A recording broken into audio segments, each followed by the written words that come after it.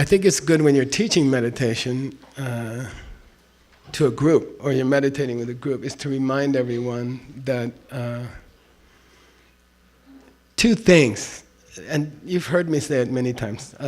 My first teacher, Geshe Ngondagye, 1973, before you were born, he used to take a pencil and he would break it, you know, and then he would take 10 pencils and he couldn't break it. And then he'd say, people meditating together is like 10 pencils, you know, stronger, okay? People meditating on their own is like one pencil. So meditating in a group can be very powerful, and it can help you a lot, okay? What's the downside? What's the problem meditating in a group? Yeah, somebody makes noise, okay? Jani Gombi Da.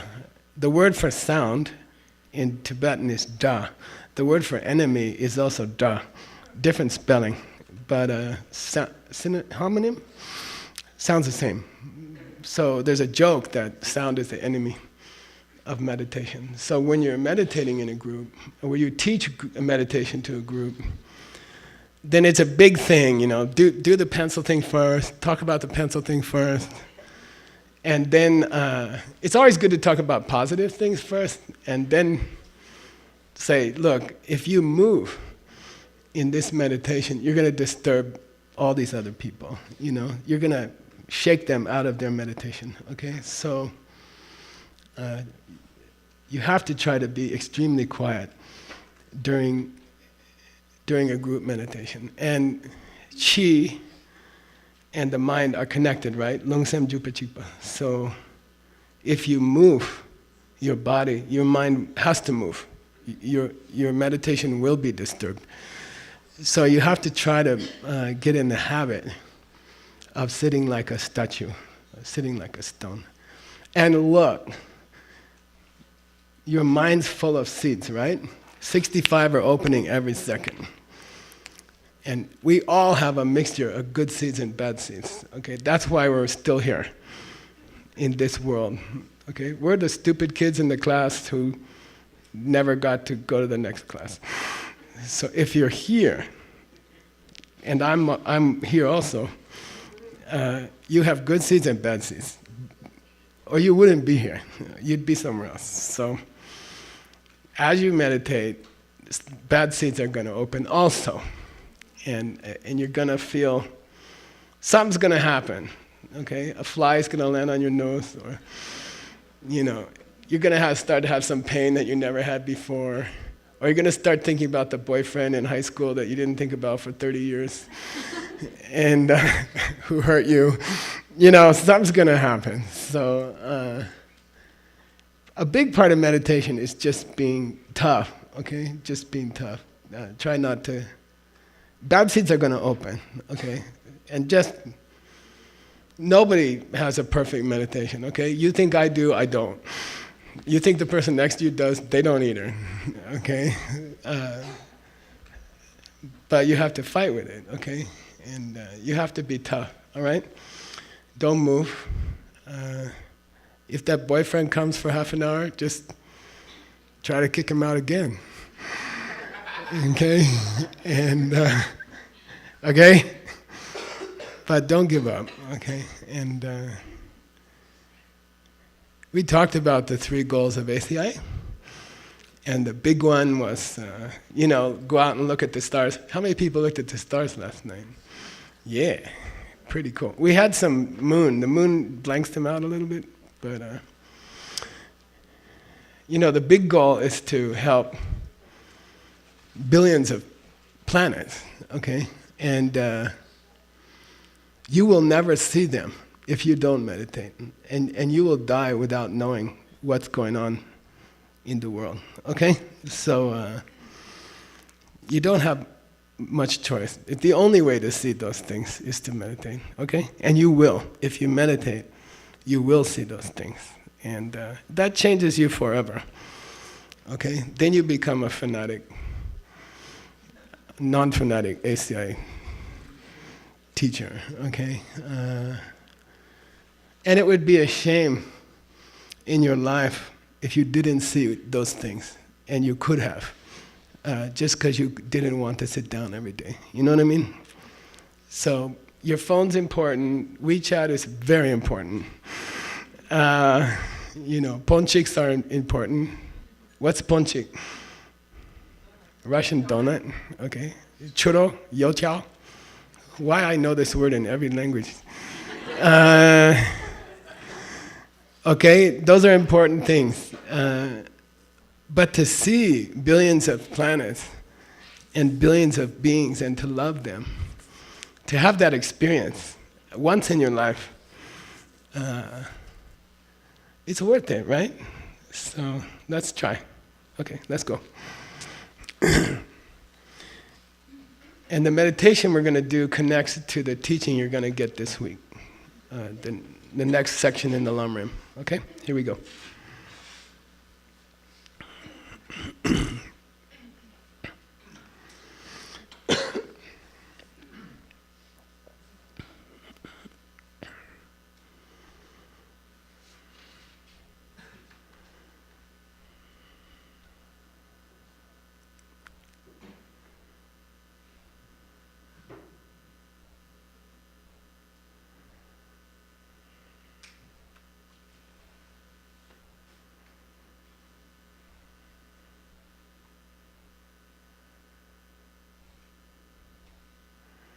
So your eyes are lightly closed. If you're super sleepy, you're trying to meditate in the afternoon, you can crack your eyes open a little bit, but don't look at anything. And it's useful to meditate in front of something that is plain, like a wall that's colored all the same color, or in front of a sheet. If you choose to crack your eyes open, that'll keep you from focusing on anything. They say watch your nose, but it doesn't mean to look cross-eyed. It doesn't mean to actually look at the tip of your nose. It means to focus your eyes on the plane, the distance of your nose away from your eyes. So actually you're looking at nothing if you choose to crack your eyes open. So if you get sleepy, you might experiment with cracking your eyes open but not looking at anything. It's important when you teach meditation to try to get people to relax their face. It's very natural when the mind focuses that we tighten our face, especially between your eyebrows. It's called Bruvor Madhyam in Sanskrit. And it's important to keep that place wrinkle-free. So check the spot between your eyebrows, loosen it up. And another place where all of us get tension is in the corners of your mouth. So relax the corners of your mouth. I like to say a little Mona Lisa smile.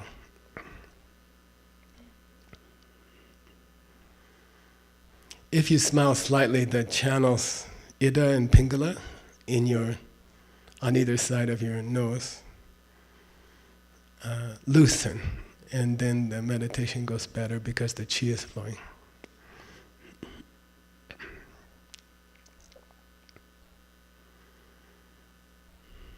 Check your fingers. Are they clenched? Are your hands tight?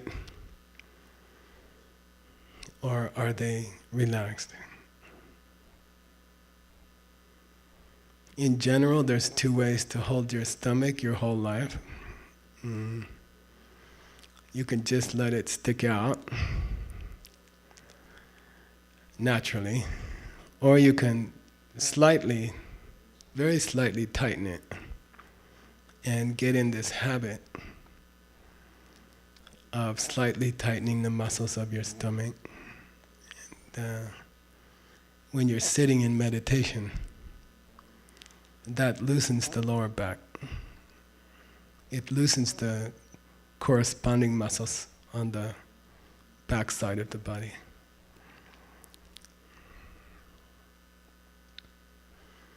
Shoulders are a big place of tension in a human being, and you might experiment with, instead of holding your hands on your knees, you can pull them back a little bit towards the middle of your thighs, and that opens up your shoulders.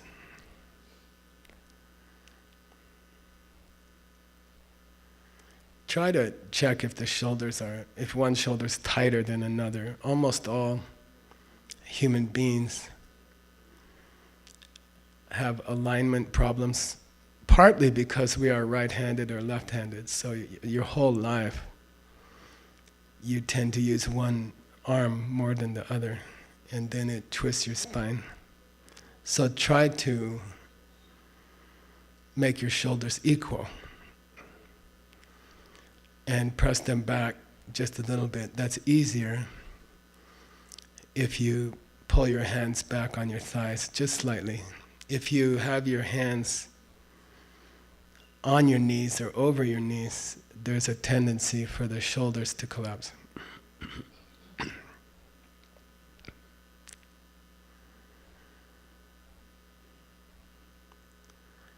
In yoga, if you keep your eyes drishti, right, your gaze, slightly above the horizon, as often as you can during the yoga session, it affects how clearly you think, and it affects how you move. So you can experiment with that even with your eyes closed. Where are you putting your eyes after you close your eyes? So you have a choice. You can look down with your eyes closed, but when you do that, it tends to darken the mind, and the mind gets sleepy. If you look way up, it's going to move prana in a way that gets you a little bit agitated. But if you look slightly above the horizon, like you're looking, you're driving and you're looking for something in the distance, if the eyes are slightly raised above level, you'll find that it makes your mind more positive. So in yoga, or even in meditation with your eyes closed, it's a big difference, big breakthrough, if you keep your eyes slightly raised.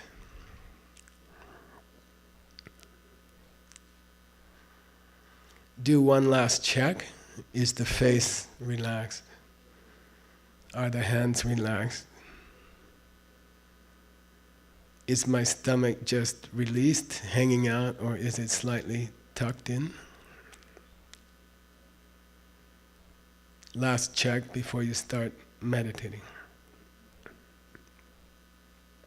Look for tension in the mouth, in the eyes, between the eyebrows.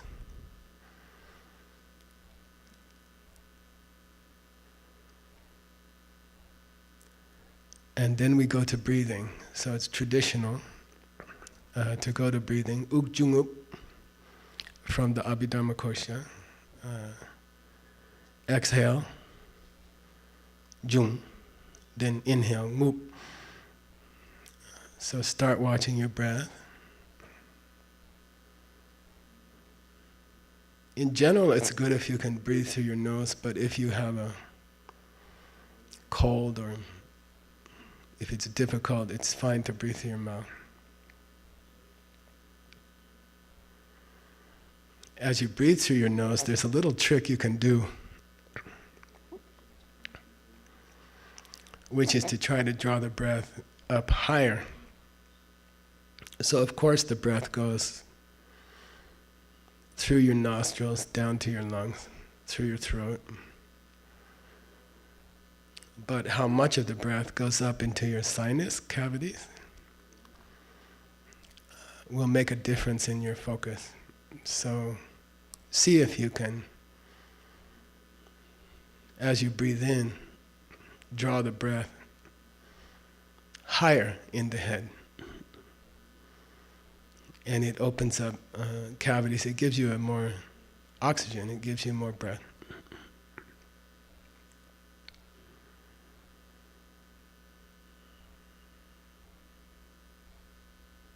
It's traditional to count 10 breaths. And it's very important to do it starting from the exhale. There's extra breath in your lungs. There's extra air in your lungs, unused oxygen, called tidal air. And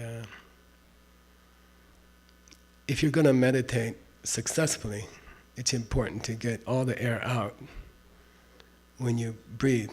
So during these 10 breaths, we could take the opportunity to confirm that we are exhaling all the air. The lungs will naturally pause twice during a breath, pretty long after the exhale, and then for a shorter time after the inhale.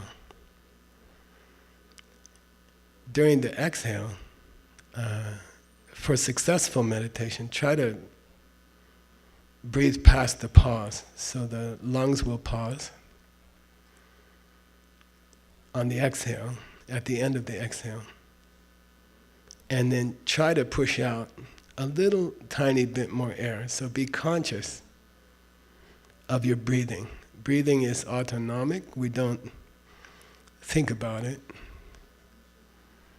but as you meditate, the meditation will go much better if you learn to push out the tidal air, push out the extra air that would stay in your lungs on the exhale. So I like to tell people, don't worry much about the inhale. Your body will take care of that, it's automatic. If we had to think to inhale, we'd be dead already. So don't worry about the inhale. But be very conscious of the exhale. The Yoga Sutra says long and fine. Sukshma, Tammo.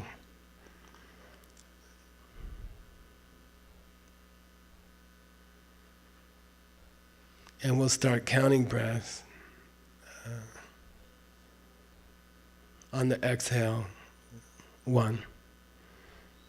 And then on the inhale, pause, counting. And then on the exhale, 2. Tradition is that you count to 10 without thinking of anything else. Now, mental seeds are ripening at a rate of 65 per second. To keep all 65 seeds thinking just about exhales and breathing is probably impossible for a human being. But see if in general you can think about the breathing and try to start shutting out the outside world. Okay, here we go. 10 breaths. Traditionally, if you get to like 5, and that boyfriend from high school comes back in your mind, then you're supposed to start over. And if you're very honest with yourself, you may never get to your meditation. So try a few times. When you exhale properly, it's the prana flows better in your body, and you won't get lung condition. Lung means the tidal air build up because of the focusing of the mind will start to affect your heart. You'll feel nervous, you'll feel distracted. You get a special headache called kam in Tibetan, dry headache.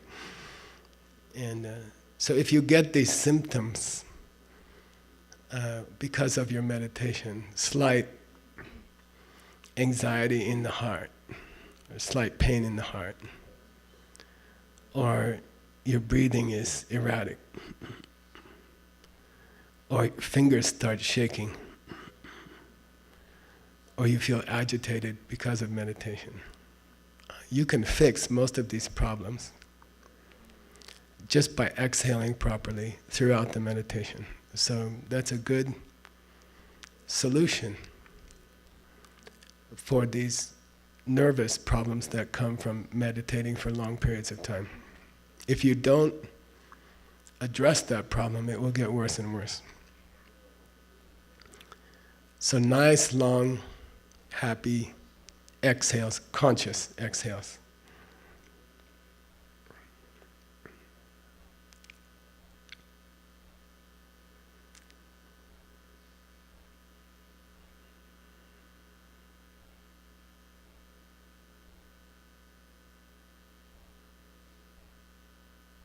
Face is soft.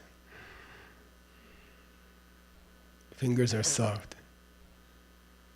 Stomach is not soft.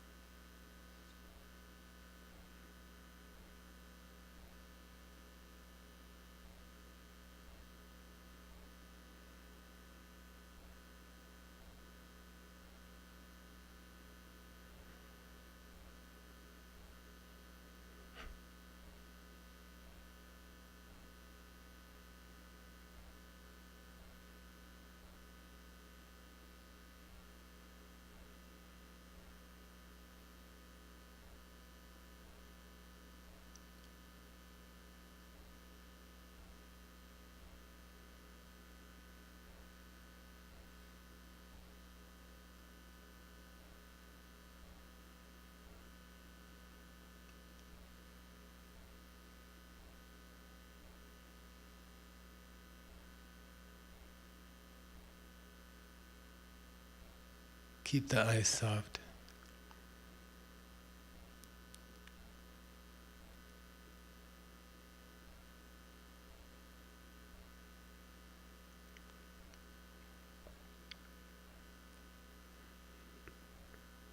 I worked 19 years in Manhattan, in Diamond Company, and we had a big boss in the company, a woman. And she would often be agitated or angry, and there was a joke in the company. I think she was the only one who didn't know about it. We had about 800 people in the building, and outside her office, if you're going to see her, people would say, "How's the weather today? Can you give me a weather report?" And it was a joke. It meant, is she in a bad mood or a good mood? And then people would say, "Oh, I heard on the radio that it might rain today. It's a little stormy." And it was a secret way of all the employees to say, "Don't go in her office right now." So let's take a weather report about my own mind. Is How's it look this morning? Did I get a good sleep? Is my jet lag doing okay? How's my mental weather report this morning? Before I start meditating, after the breath, let's get a weather report on our own mind. So spend a few minutes,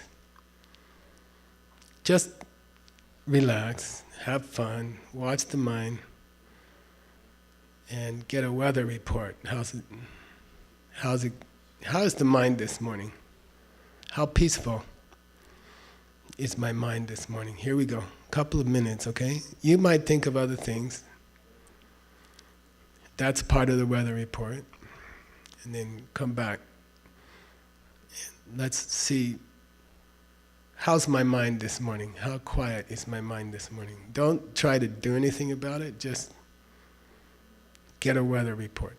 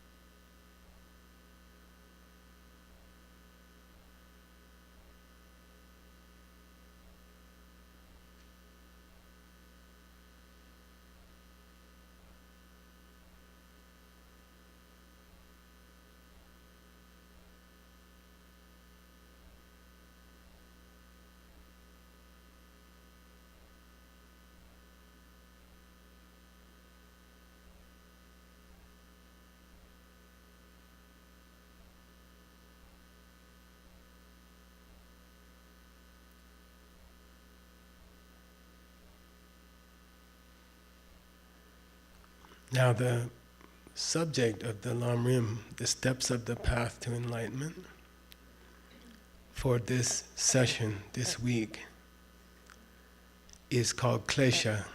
Klesha is a Sanskrit word.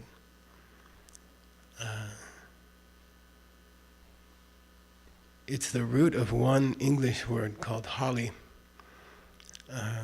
which is a plant. You can see it around here. And it has spines, prickly leaves. They don't stick into your hand like cactus, but they feel bad, sharp.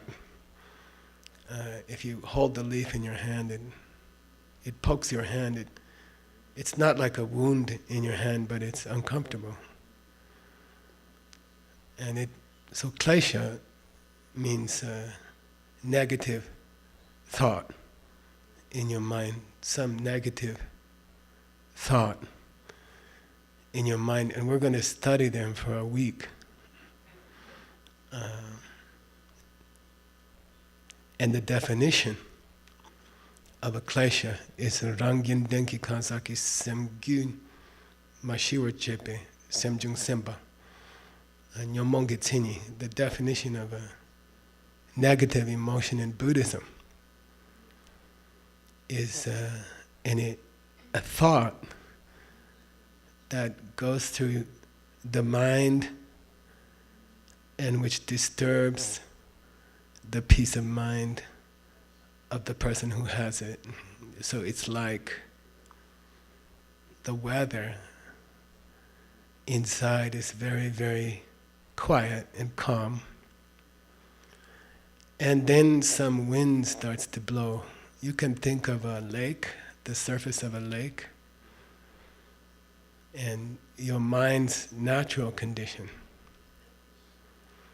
is like a quiet lake, and the surface of the lake is like a mirror. I used to surf a lot in the early morning, just after dawn.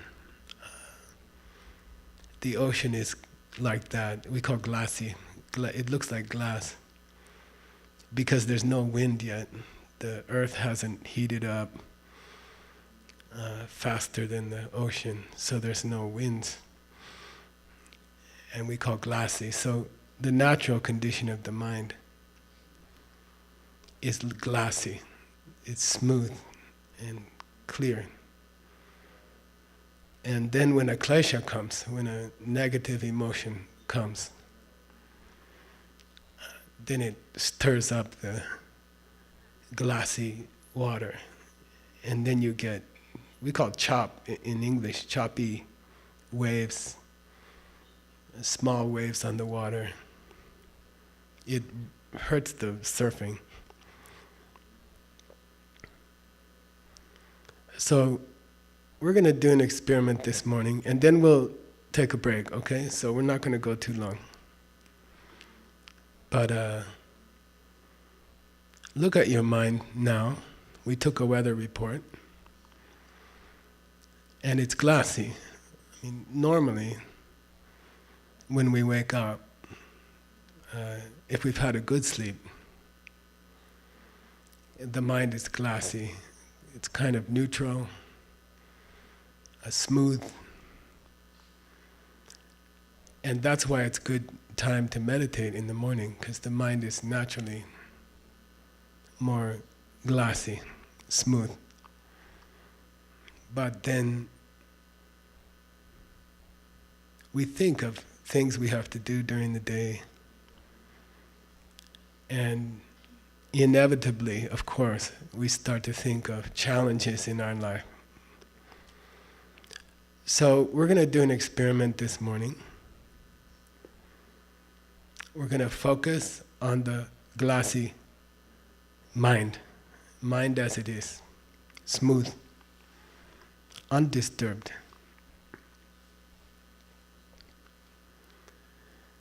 And then purposely, we're going to bring in a windstorm, and I'll help you with that, okay? I'll help you to ruin the peace of your mind. So here we go. Focus on the mind. Stay inside. And it's quiet. Quiet water. Smooth, glassy. Enjoy the mind and feel the peace and the calm of the glassy mind, just for a few minutes.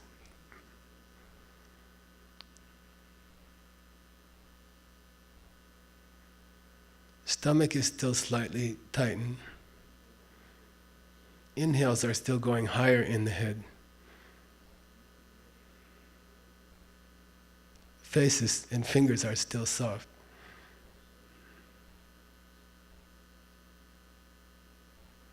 Exhales are still conscious.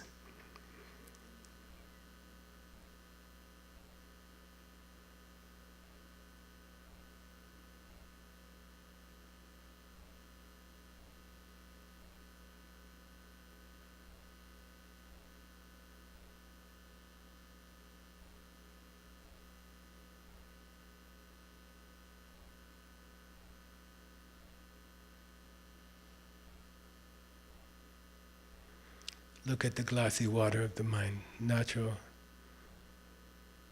smooth mind.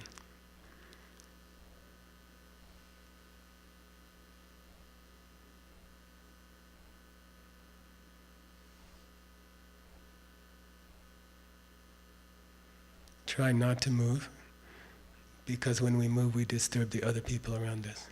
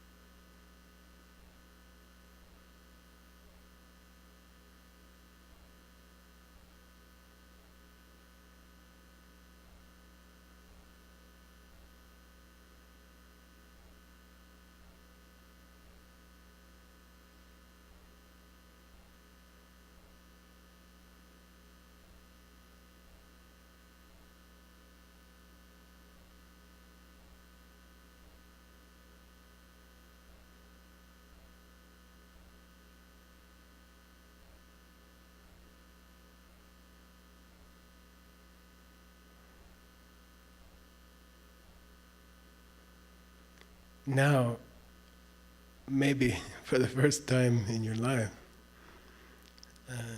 let's purposely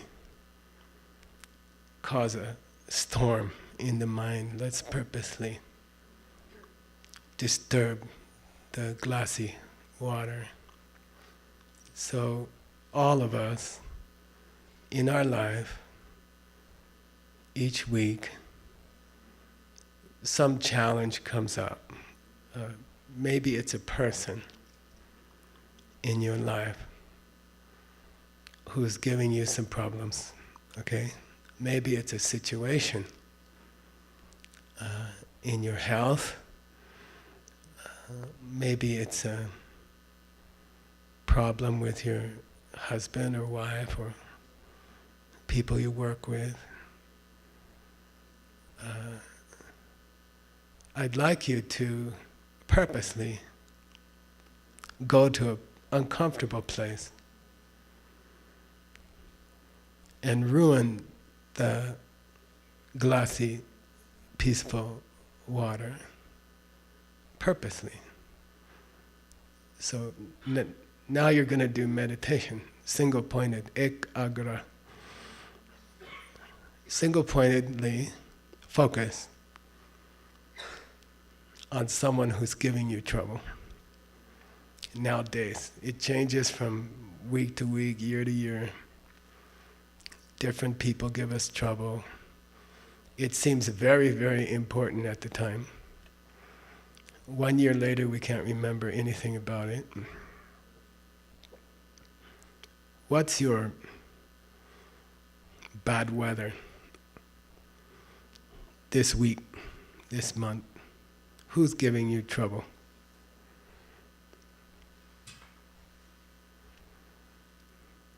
And let's focus on them. And let's destroy the peace of mind. Let's bring a windstorm across the water. And don't let it go. If you start thinking about breakfast or lunch, bring back your focus. We're not meditating on our Lama. We're not meditating on Amitabha. We're meditating on someone who really irritates me.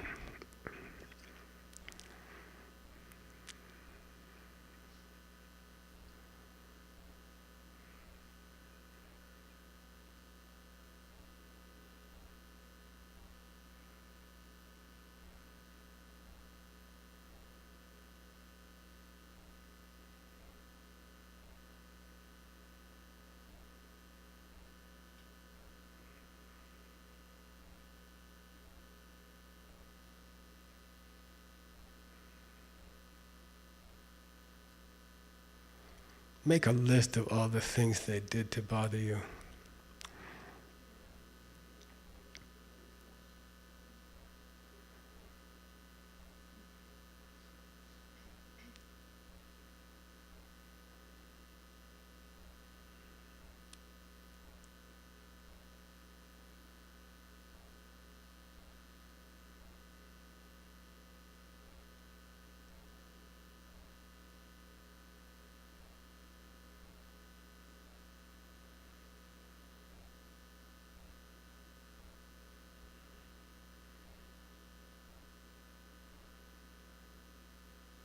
Don't stop. There must be a few more things they did to you.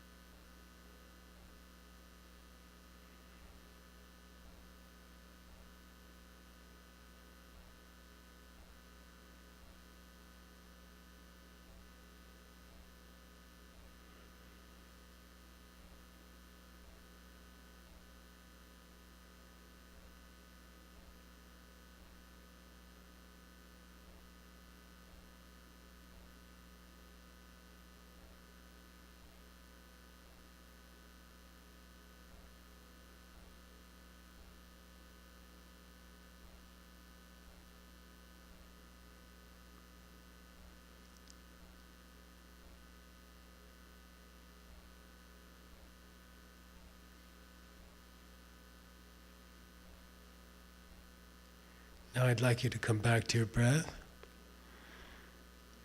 Observe the breath. 3 long exhales. Don't open your eyes. Don't move. Keep your discipline in meditation until the last moment.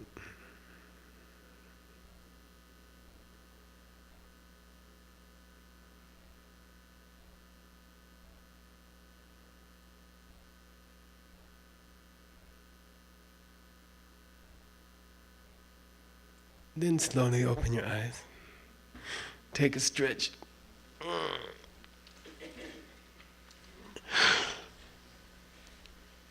I'm going to take questions if anybody has questions about meditation. And if someone has to pee-pee, go ahead, okay? So I'd like to not take a longer break. So if you have to pee-pee, just go ahead. Maybe I'll go. And then in the meantime, we'll do some questions, okay? Joel has a microphone, and Joel's going to pick the person. So it's his fault if he doesn't pick you.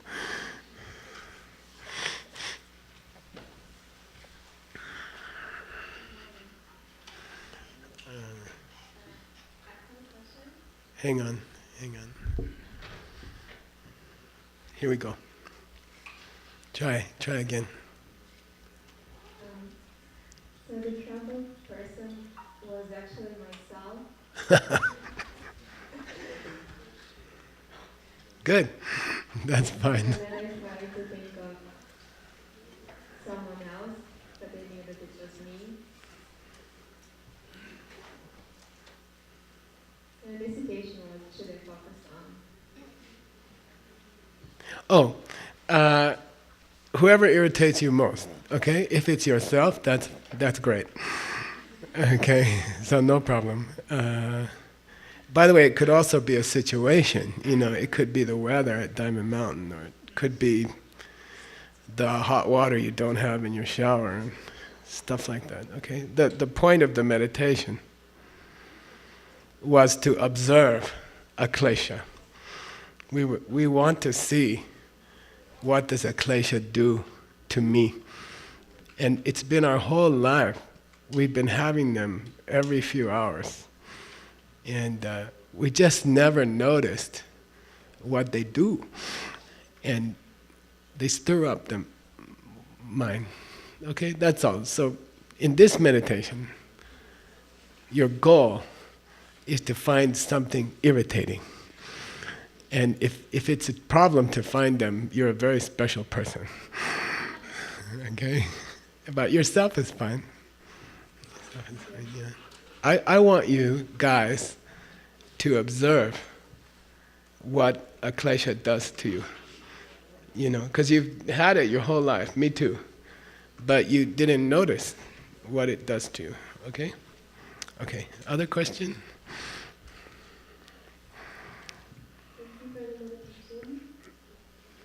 Thank you for making me uncomfortable, okay? I was wondering if you had more clarification on breathing higher in the head. Is that on the inhale and where? Do you feel that? Yeah, it's just something I've been working on. And when you teach, okay, this is a teacher training, it's a rich source of things to talk about if you've been working on yourself. You know, like you can share with your students little breakthroughs or little discoveries you made yourself. And in my opinion, as a teacher, it'll be more passionate and more interesting for your students if you talk about your own troubles, your own problems, your own challenges. Honestly, not in a, you know, if you've been working on something this week, bring it up in your class. You know, find a way to bring it up in your class because you're going to be more passionate about it. So I've just been working on that. I came back from China with a bad head cold, and then I was observing. And you have little stacks. It's like the hell realms. You have little stacks here of sinus cavities, and you can either bypass them, right, or you can consciously try to breathe up. And it's like in yoga. Some of the yoga texts say that the palate is an important part of the body. There's whole schools of yoga that think the palate is very important somehow. And I'm curious about that, so I'm just checking it out. And I think if your sinus cavities are totally free, and if you're consciously ventilating into them, it affects your prana up here. So check it out. So sometimes you just tell your students, I've been messing around with that. I think there's something there, I'm not sure yet. Right? And then it's more fun for everybody. So, I don't know, I'm just working on that. Okay, other question. I do believe more oxygen will get to your brain somehow. But check it out.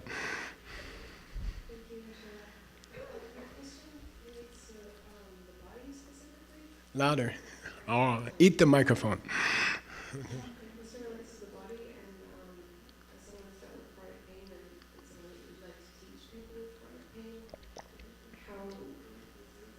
So you can't be comfortable in the mind if you can't be comfortable in the body, I would think. And are there some tips for, like, for example, having your legs not fall asleep or just adjusting for chronic pain? Yeah, cool. So the question was, you know, chronic pain, like a steady pain in your back, steady pain in your lower back, steady pain in your hips, pain that seems to stay with you for long periods of time. In most, okay, you're learning to be a teacher, right? You can always answer a question on two levels. One is what we call shallow causes. You know, I could tell you to take hydrocodone just before you meditate. You know, some opioid. That's a shallow cause. Or I could say, look at the seeds that are causing the pain. And, you know, as a, what do you call it? You're catching me at a good time in my life. Because I'm not senile yet, I don't think. And, but of course you never know. Because once you get there, you don't realize it. But I've had 40 years of teaching, 45 years of teaching. So in my opinion, as a teacher, to help you give answers, right? Mix it up. Mix up the shallow cause and the deep cause. Talk about both, okay? Why? It's not very satisfying to a student if you just keep saying, work on your seats. You know? Like they're like, yeah, Geshe-la, I know, but I have a chronic pain, you know? So, in my opinion, an effective answer should, you know, from many years of trying to answer questions, mix it up, you know? Give the person an answer on a shallow level, and give the person an answer on a deep level, and try to connect them. Because in the end, the opioid was created by your karma also, by your seeds. You see what I mean? So the shallow causes also come from the deep causes, okay? So connect them. When you give an answer, connect them. So I would work on your chronic pain on 2 levels. Number one, there's a whole support system for your body, how you eat, how you sit, whether you do some kind of exercise every day. And those are something we do here. You know, we're going to do yoga after meditation. And the old people, me and John, we just do it every day, okay? We just do our yoga every day. He just got back from, I don't know, he traveled around the world like 3 times last month. He's 70, right? 71 now. And my doctor, one of my doctors gave him a checkup and not long ago and said he has the healthiest human body I've ever seen.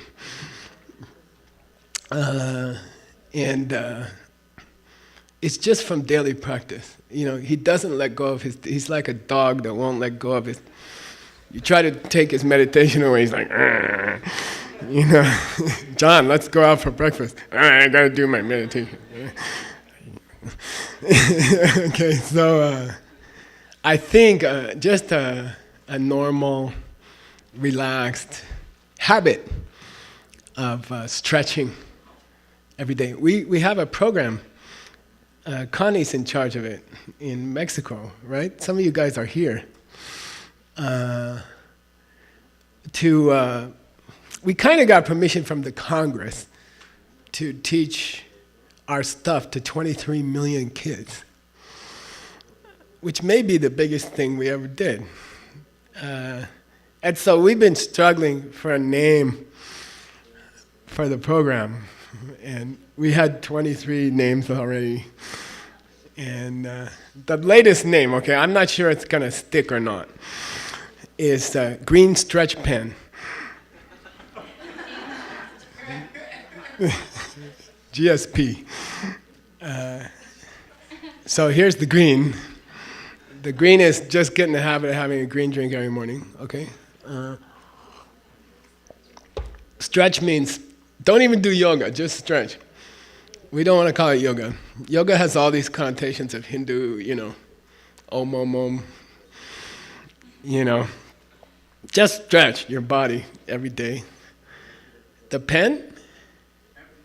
Yeah, is think about seeds. That's all. The whole program for 23 million kids is green stretch pen, right?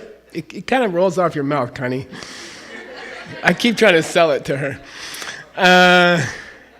Those 3 things, okay? Green, stretch, and pen. Really, have a green drink every morning. Me and JB are really, what do you call, advocates of a green drink. It does something to you. It really does something to you. And it's not so hard. I mean, it tastes like crap. And not that I ever ate crap, but okay, just drink one. And stretch every day. You know, we had a yoga class on the way down here. We always stop and rent a yoga room on the way from our house to Diamond Mountain because it's such a long drive.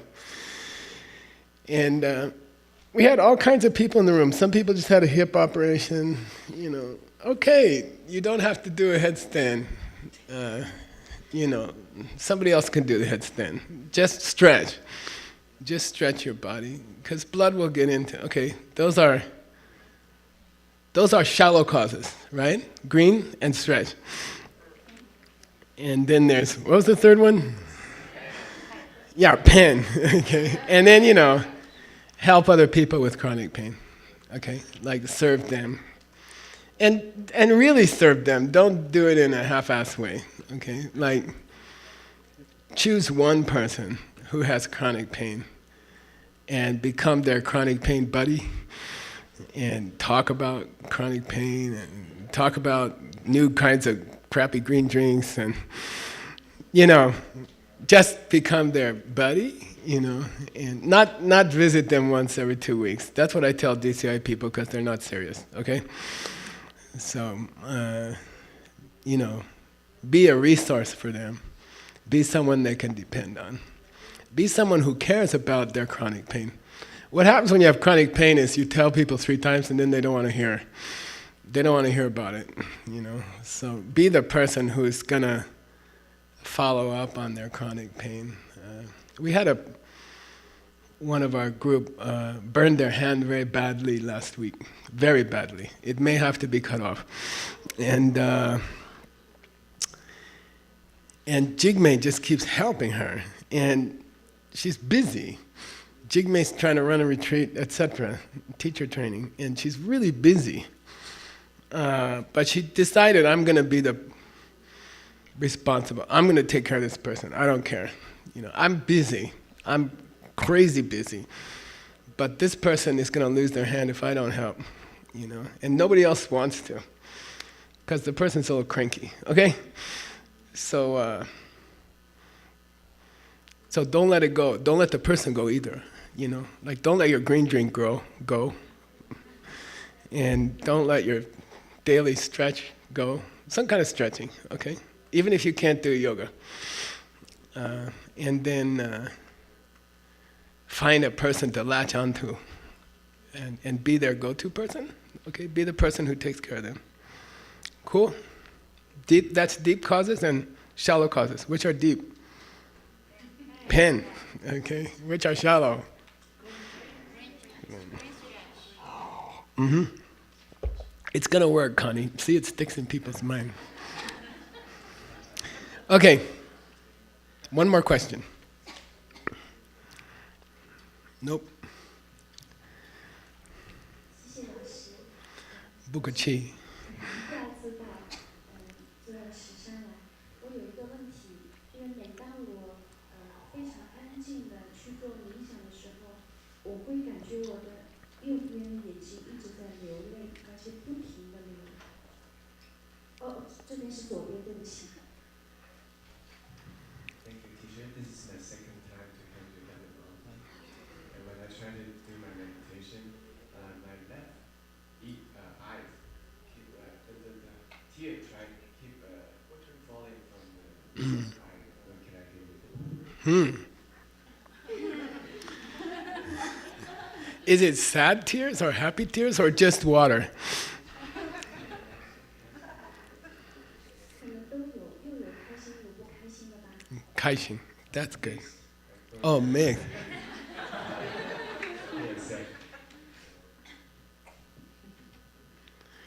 You know, so I keep telling you I'm an old man, and I've seen a lot of things in my life. And generally, there's an ancient Roman saying that tears are very precious, like pearls.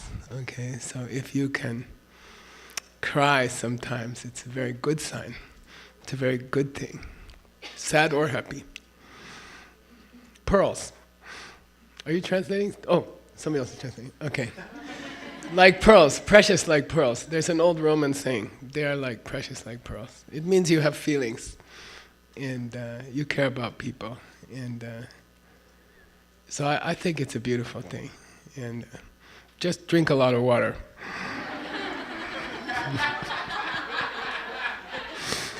Okay, here we go. We're in the desert, word. can't lose a lot of water. Okay. Tim, we're gonna go to the Lam Rim. Okay. Do you want to take a pee-pee break? Let's take an official pee-pee break. Okay. 15 minutes. Come back at 8:55. I'm gonna start at 8:55. If you're not here, I don't care. Okay.